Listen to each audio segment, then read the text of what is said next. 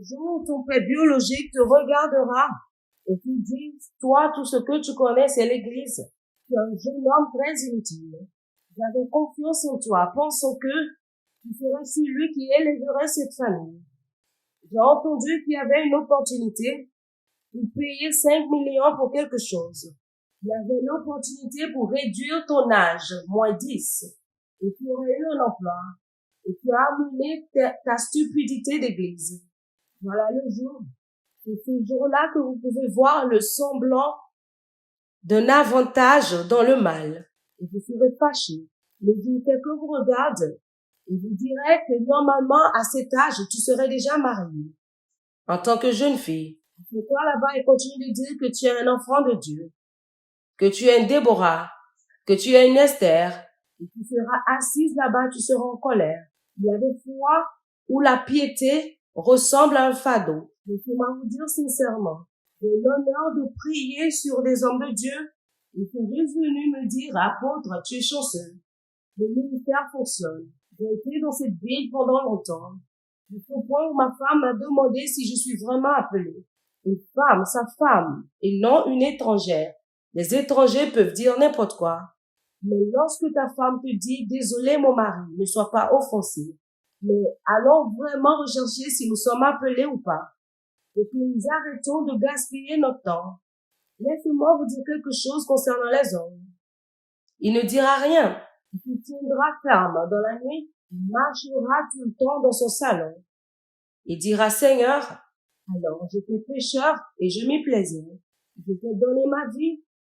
Et voici ce que tu en fais maintenant. Et puis c'est ce que tu fais aux gens qui te donnent la vie. Dans Jérémie 17, à partir du verset 9 au verset 10. La Bible dit que le cœur de l'homme est tortueux par-dessus tout. Qui peut le connaître? Voilà Dieu qui parlait de l'état d'un homme. Il y a une jalousie qui est bloquée dans votre cœur. Il y a la colère qui est bloquée dans votre cœur. Juste parce que cela ne s'est pas encore manifesté, je vous le dis, cela ne veut pas dire que ce n'est pas là. Vous connaîtrez maintenant la valeur de venir de manière audacieuse devant le trône de grâce pour obtenir miséricorde et le secours dans les moments de besoin.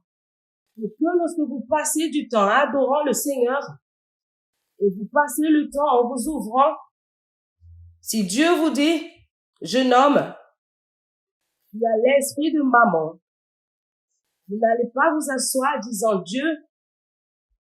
Vous savez, parfois, lorsque Dieu vous dit de faire des sacrifices ou de vendre votre voiture, il ne s'agit pas de l'argent ou de la voiture. Ce sont ces choses que Dieu aimerait ressentir. Il y a des moments où Dieu vous demandera de vous enfermer pour 3 jours et de jeûner. Et cela ne sera rien de spectaculaire. Et vous vous demanderez, Seigneur, sur quoi travailles-tu? Laissez juste Dieu avec sa formation sur vous. Il sait ce qu'il est en train de prôner. Il y a des moments en tant qu'homme de Dieu, il fermera les portes du ministère par lui-même. 3 mois, personne ne vous invitera. Et vous serez sous pression et montrant que vous êtes toujours pertinent.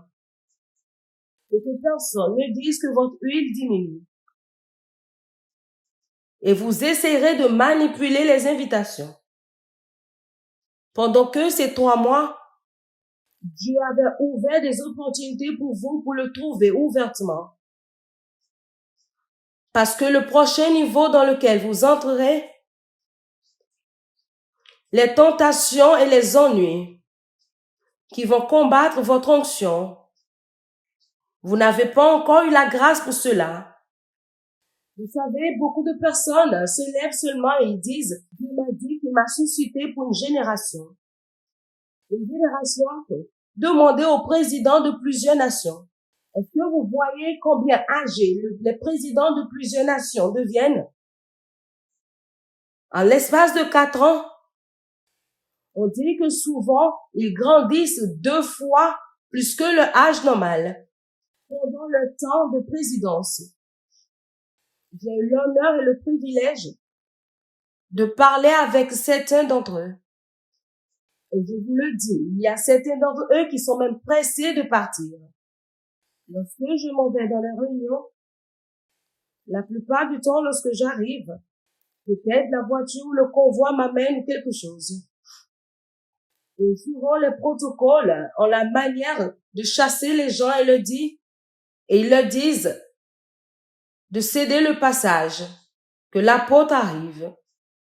Et la plupart du temps, je me serre au milieu de tout cela et les gens essayent de me toucher.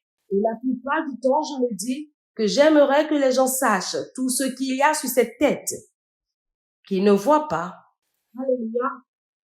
Et beaucoup de personnes s'asseyent et admirent.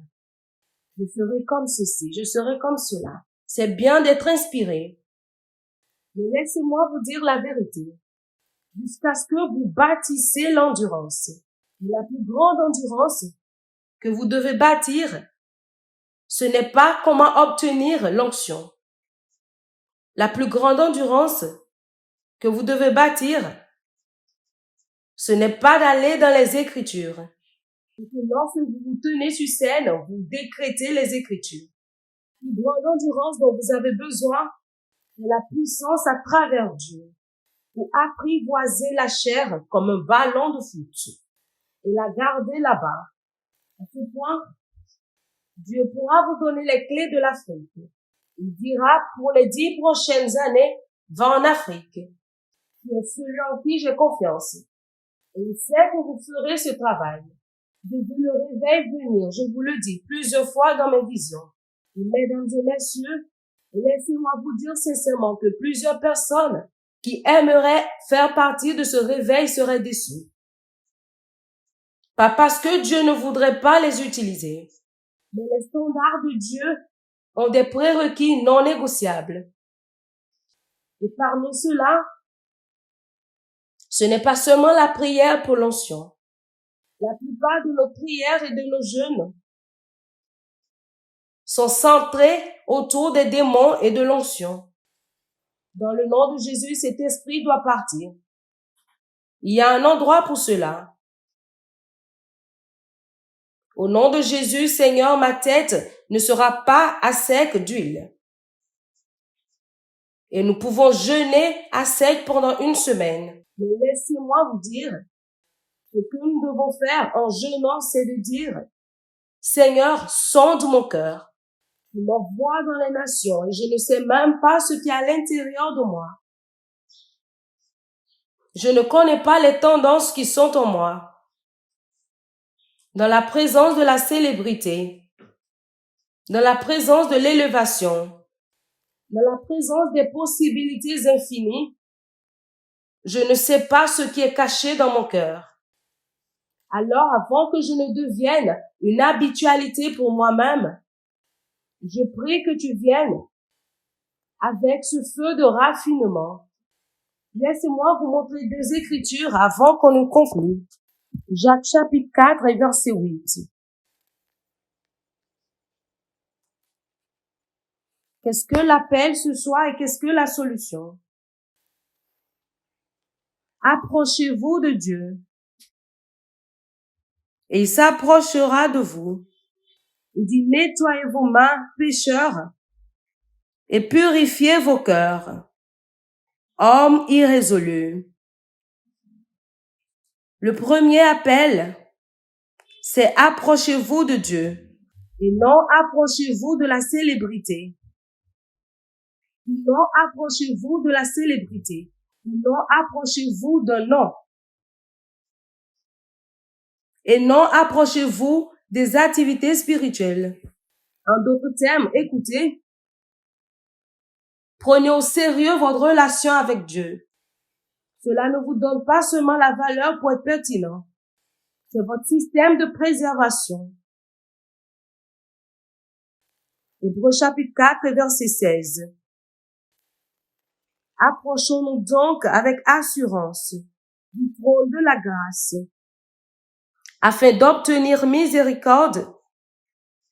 Alors, lorsque vous voyez quelqu'un comme Papa Adeboye et plusieurs de nos pères, vous voulez leur parler, ils vous demandent de revenir le vendredi, je suis seul avec Dieu. Cela ne sonne pas bien, parce qu'on se dit seul avec Dieu, cherchant quoi encore? Cela ne nous donne aucun sens, parce qu'on se dit seul avec Dieu encore. Qu'est-ce qu'il recherche?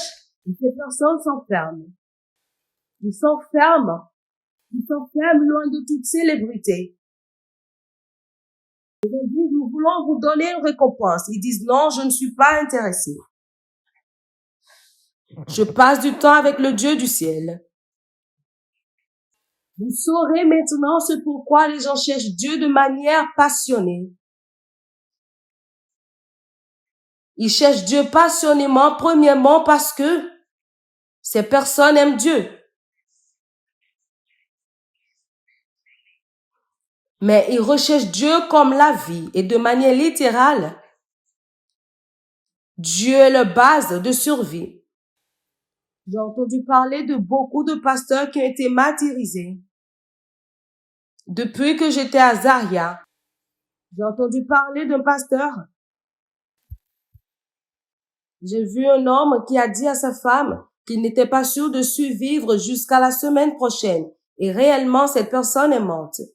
C'est très facile de dire que les âmes reposent en paix. Mais vous serez face à face avec ceux qui peuvent vous prendre votre vie. C'est en ce moment que vous saurez si vous êtes endurant ou pas. Ce n'est pas lorsque quelqu'un est dans le fauteuil roulant. Si cette personne ne se lève pas, on ne vous arrêtera pas. Vous direz simplement que Dieu te bénisse. Courage. On se verra dans une autre réunion. Bon voyage. Mais lorsque vous vous tenez devant une personne qui dit Jésus ou le monde, pas seulement la mort, le loyer, et vous compromettez et vous avez votre loyer en un temps record. Ou vous supportez Jésus de manière authentique. Et malgré ça, il y a des conséquences, incluant le fait qu'on peut vous jeter dehors. Et vous voyez, beaucoup de personnes regardent l'histoire de ces garçons hébreux et ils disent, oui, Jésus est arrivé. Regardez et lisez votre Bible et vous verrez ces personnes qui ont tenu ferme en Jésus, mais ces personnes sont mortes quand même, incluant Jésus. Même Jésus a dit, Père, s'il est possible, ôte cette coupe.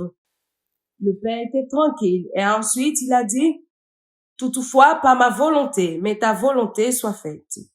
Pensez-vous que le Père aurait dit, oh, regardez une telle humilité et annuler cette mort? Mais non, Jésus est quand même mort.